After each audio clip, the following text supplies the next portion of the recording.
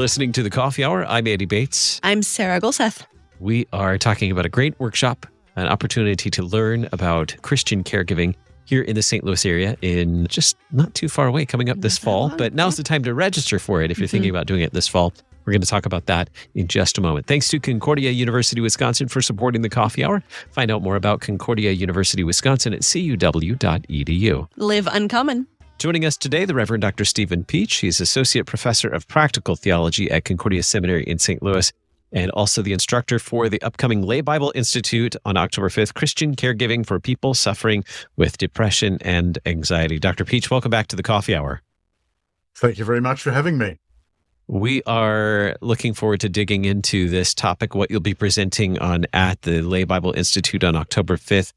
Before we dig into that, let's talk about your background at Concordia Seminary and beyond, how you came to teaching practical theology at Concordia Seminary in St. Louis. So I'm a Lutheran pastor, and if you're listening to my voice, you'll quickly work out that I'm not from around these parts. I'm an Australian, and that's where I lived and worked with the Lutheran Church of Australia until a year ago, when I accepted a call from Concordia Seminary here in St. Louis to come and serve here as an Associate Professor of Practical Theology. So I spent 14 years as a seminary professor in Australia before coming here. And before that, I spent 20 years as a parish pastor working in all sorts of different contexts of ministry. So I've been around the bushes a couple of times, and it's a great privilege and honor to be working and teaching here at Concordia Seminary. And after my first year in America, I'm getting used to it all now. So my wife and I feel very much at home, and I'm enjoying my work here, especially the church engagement, like this Bible Institute event, and talking to you folks on KFUO. So what sparked your interest in pastoral counseling, spiritual care, mental health, that realm of practical theology? Thanks. That's a good question, Sarah. There's a few different ways I could come at that, but I'll just say that if you are a parish pastor in any kind of church community in the latter part of the 20th century or the early part of this new century, you're going to bump up against mental illness pretty quickly, because it's very common. It has been very common and increasingly common for a long time. And in my first ministry as a pastor, as a young pastor, I bumped into it straight away with members of my church who were suffering with mental illness of various kinds. And I was also unfortunate enough as a young man to have my own experience with depression, as a lot of young people do. And so I guess I was sensitized to it from my own experience, but also kind of thrown into it through being a pastor to people who were struggling with mental health issues. And so I had to do my own reading and research and find out how I could help and support these people pastorally. And then when I went to work at Australian Lutheran College as a professor there in 2008, of course, I was working with a lot of younger people. And guess what I found among those people? I found a high incidence of mental health struggles, particularly at that time with depression. And so I ended up counseling those people, probably because of my prior experience of my own and of other people's struggles with it. And I think that this is one area where I think pastors need to be better equipped than they are. And I say that because I think I am aware of people's issues with mental health, because I've, through experience, been sensitized to this area. And I think some pastors haven't had that advantage or haven't had that same experience. So I'd just like to share my journey and what I've been able to learn by God's grace as I've gone along with others. You mentioned how important it is for pastors to be aware of how to care for souls who are struggling with mental health issues. What about in general, Christians and how we perceive mental health struggles, mental health issues? Do you think how we as Christians, particularly as Lutherans, have a different perspective on how we perceive mental health issues and struggles? I think, generally speaking, in my experience, also my experience so far in the LCMS, I think people are extremely uncomfortable with this whole area, and it's an area where there's shame and stigma attached to mental health issues. And so people they don't want to talk about this, and they don't find it very easy to bring this out and talk about. I think that part of this is that it's not in every case, but in many cases, at least, I would say that people have received a kind of a false picture about mental health issues. If you have a mental health issue that is in some way related to a lack of faith or a lack of spiritual depth, or if you really trusted in God, then you wouldn't be depressed, you wouldn't be anxious. If only it were so open and shut, so simple. But I think that it's actually often very liberating for people who are suffering with these issues to have it pointed out to them. If you read the Bible, you see it's full of people struggling with mental health issues, struggling with issues of anxiety and depression. It's pretty clearly there. The Bible is full of everyday human struggles in human life, and mental health is there as well. So I think some people maybe are influenced by a little bit of misguided religious optimism that if I have a strong faith, then I will be able to overcome all of these struggles, and that if I don't overcome these struggles, if I continue to have them, then I'm not going to admit that I have them, because if I do, people will make judgments about my spiritual life or my Christian maturity. There's actually a very interesting website that I used to visit, and I think it's got a title something like this. I think it's called "Stupid Things Christians Say to People with Depression." Sounds useful. Yes. So if you need any coaching in that area, that's the place to go. But it's an interesting website because it's written from the point of view of people who have had things said to them like, just trust in God more, it'll go away. You need to pray more, you need to read your Bible more, as if it's that mental health is a simple open and shut thing. And one thing's for sure, so I think that very often people, when they have Christians say unhelpful things to them by people who are trying to help, they will say, okay, well, I don't need any more of that. And so they close off that and they don't open that up again. They stop talking about it because they realise that they're talking to people who can't and don't understand the experience that they're going through.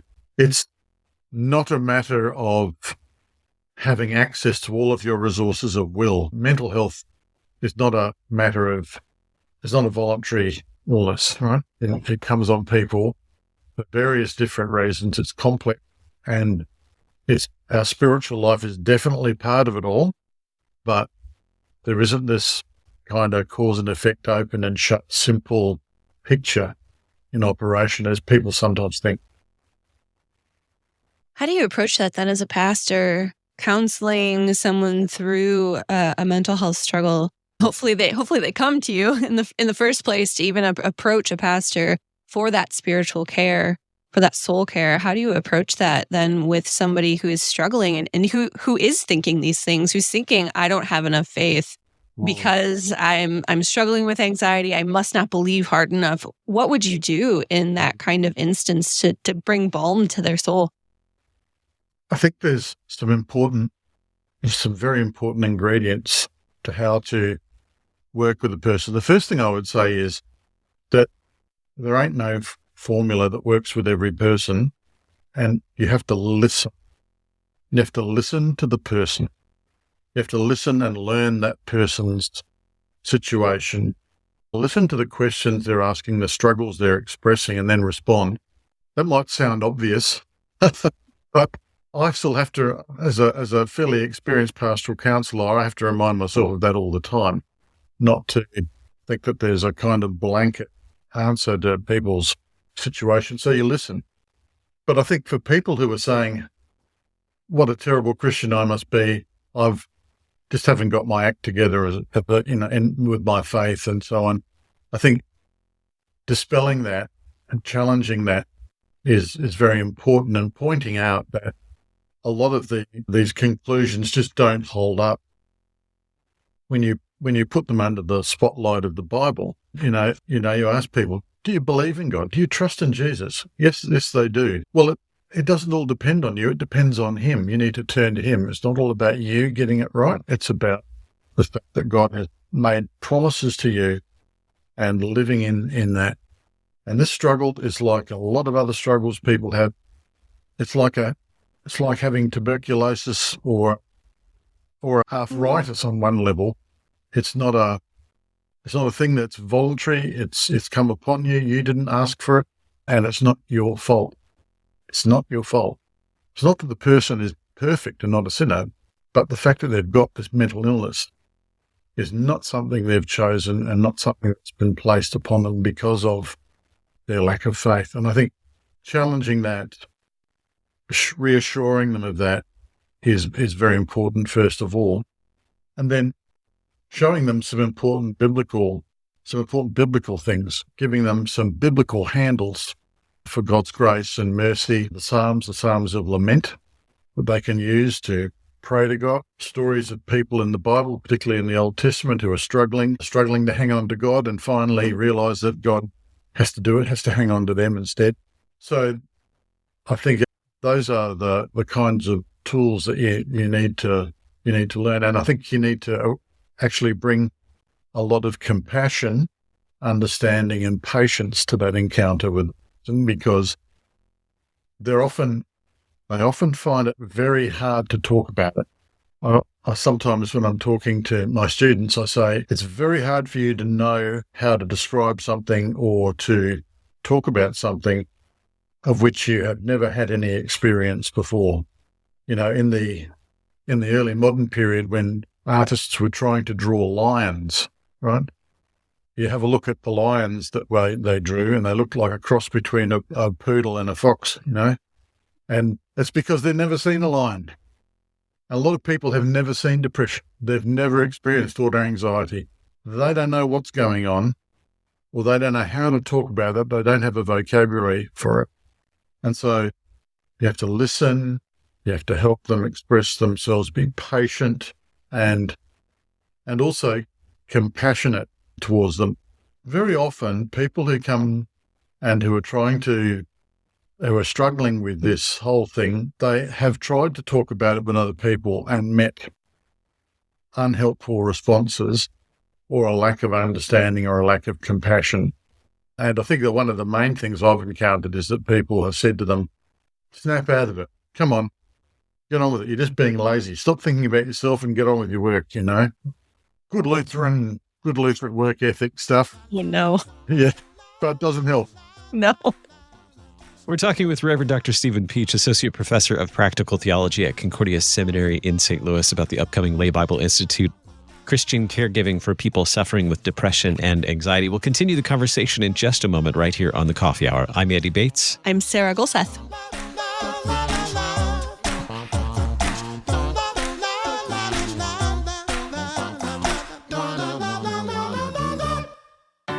At Concordia University, Wisconsin, we believe you were created for a reason: to use your God-given gifts to help others, to live a life of self-sacrifice in a me-first world, to live a life that's uncommon. Whether you're taking one of 50-plus online programs or learning with us in person on the shores of Lake Michigan, you'll be equipped to make an uncommon impact. Learn more at cuw.edu. Concordia University, Wisconsin. Live uncommon.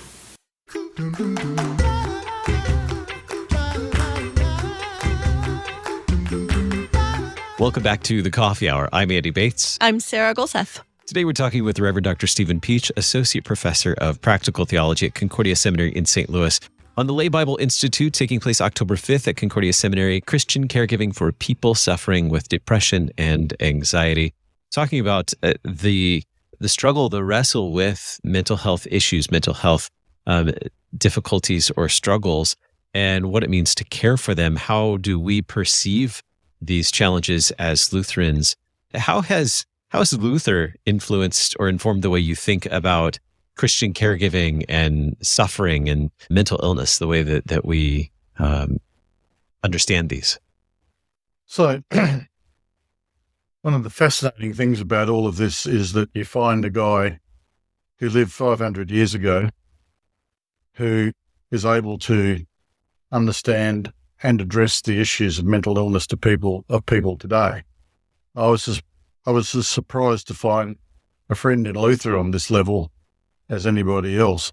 But the thing with Luther is that he lived through it himself, and he had a compassion and understanding for other people who had to go through it. So in some ways, my experience with mental illness is a bit of a kind of a following in the footsteps of Luther. I got to experience it firsthand, and then I got to get thrown into the ministry world with people who were struggling with it. And this is where Luther became very helpful. I want to tell you a little story. When I went in 2008 to become a seminary professor, there was a small group of students in the seminary. I became aware of the fact that they were pretty typical cases of young guys struggling with depression. And so I started to talk to them and support them and so on. Around that same time, there was a book that had been in print many years before, had been out of print, but it was coming back into print. And it was a book entitled Luther's Letters of Spiritual Counsel. And it's an absolute masterpiece, and it's a must-own for every Lutheran pastor, I believe, who wants to help people with their struggles, because Luther in there talks to people with all sorts of struggles, but there's a section where he writes to people these letters, people with depression, or as it was called in the early modern period, was called melancholia. And so he writes to these people, and what you see there is the compassion and understanding of a person who's been through it, and the spiritual biblical wisdom to help these people and to know how to counsel them and encourage them. And it was a fascinating thing. When I was working with these students as a seminary professor, I sort of said to them, hey, have you seen these Luther letters about, depression? So I gave them copies of these letters. Well, the students came back to me and they said, Dr. Pietsch, these letters are just amazing. I feel like I've gotten more help and understanding from Luther by reading these letters than from any other person who's tried to help me, including my psychologist and my psychiatrist, because this guy understands the whole thing on a holistic human level, including the spiritual level. So I quickly realized that something very special was going on in these letters, and I started to work with them. I was studying at the time, and I ended up writing my dissertation and then later my book on that, using those very letters. But what you find in Luther is an understanding of the very human struggles of mental illness. No one wants to be mentally ill. You're fighting against it.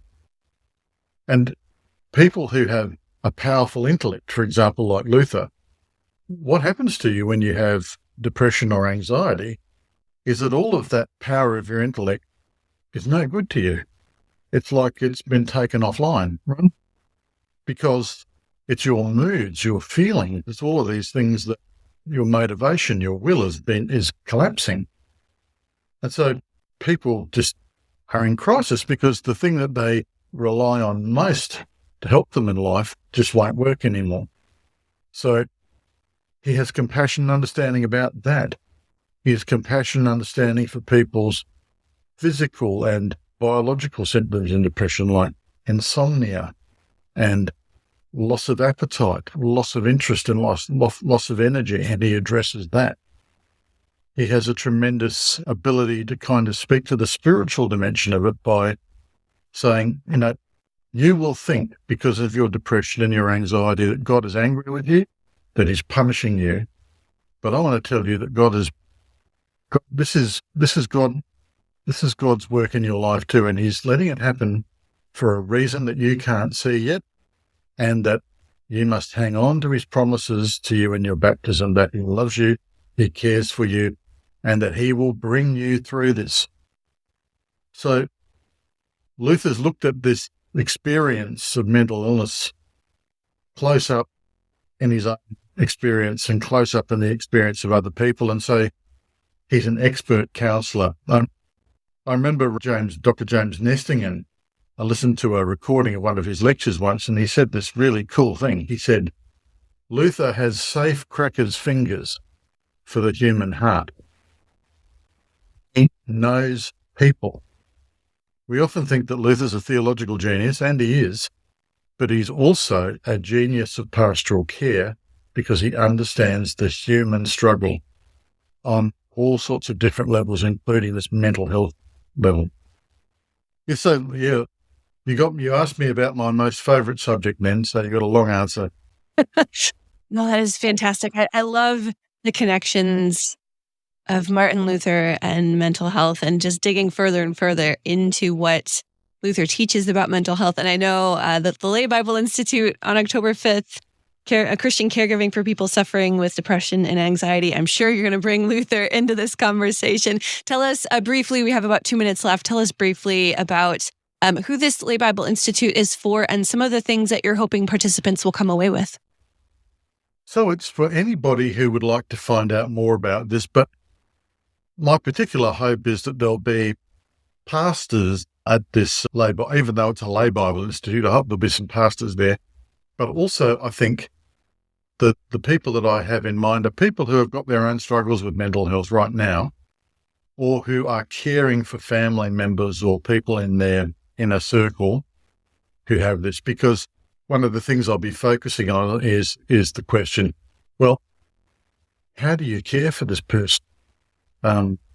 What do I need to know to care for somebody who's got this, or to even care for myself? So I want to give people some practical information that will help them face up to the realities for themselves or the people they're close to. So I'm hoping that I'll be able to reach out and be of help to people who have an immediate need for this knowledge and to understand more about it for themselves or for people that they're looking after. And I hope that we have some pastors there too who want to learn more about this. With just about a minute, how can we find information about the Lay Bible Institute coming up October 5th, how to register, and what else we need to know in order to attend? So if you go to the Concordia Seminary website and you go there, you'll find upcoming events material there. It'll jump out at you pretty quickly and you'll be able to register there. So it's on the 5th of October and registrations will be open for a little while longer yet. And I invite you to come along and invite you to think about the questions that you'd like to ask or the knowledge that you would like to get hold of about this important issue when you do come. CSL.edu is the website. You can look under the events tab there and find more information about the upcoming Lay Bible Institute, October 5th, Christian Caregiving for people suffering with depression and anxiety, with the Reverend Dr. Stephen Pietsch, our guest today on the Coffee Hour. Thank you so much for joining us today, Dr. Pietsch. Pleasure. You've been listening to The Coffee Hour. I'm Andy Bates. I'm Sarah Wolfeth. The Coffee Hour with Andy and Sarah is a production of KFUO. To support The Coffee Hour and KFUO Radio, visit KFUO.org. You can also text KFUO to 41444 or send an email to gifts@KFUO.org. And you can call us at 800-844-0524. KFUO. Christ for you, anytime, anywhere.